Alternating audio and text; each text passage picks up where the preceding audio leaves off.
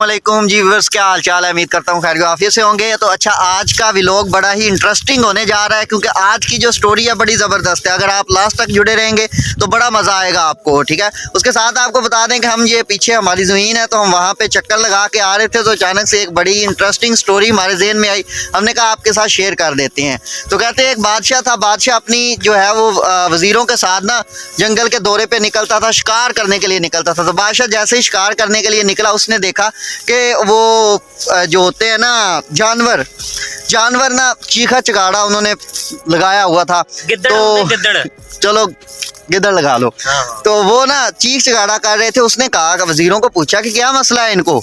तो उन्होंने कहा कि जी बादशाह सलामत, इन्होंने ना सर्दी बहुत लगती है, मतलब इनको सर्दी लगती है, ठंड लगती है, तो उस वजह से ये ना चीख चिगाड़ा कर रहे हैं। तो बादशाह ने कहा ये तो नहीं हो सकता कि मेरी हुक्मरानी के दौरान होते हुए इनको सर्दी लगे।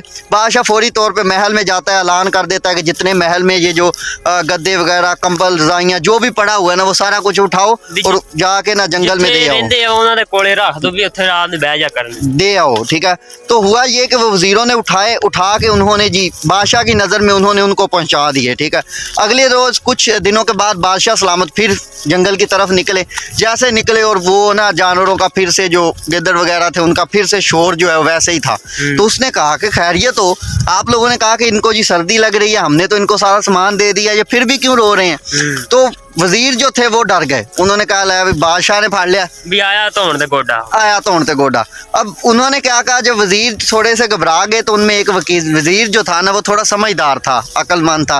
उन्होंने क्या कोई मसला नहीं, उठा लेने। उसने कहा कि हम बादशाह को जो है वो संभाल लेंगे। अब उसने किया क्या, उसने सारे वजीरों इकट्ठा किया। उन्होंने कहा कि हमने एक बयान देना है, बादशाह को कौन सा इनकी आवाज़ जो है वो समझ आती है। उन्होंने कहा कि जी बादशाह सलामत, हुआ ये है कि दरअसल अब वो ना जितने दिन से हमने इनको सामान दिया है अब इनको सर्दी नहीं लगती, तो सर्दी ना लगने की वजह से ये आपको दुआएं दे रहे हैं और आपको देख के ये कह रहे हैं कि बादशाह सलामत आपकी 100 साल जिंदगी हो, ठीक है, आप लंबी हमके ऊपर हुक्मरानी करें।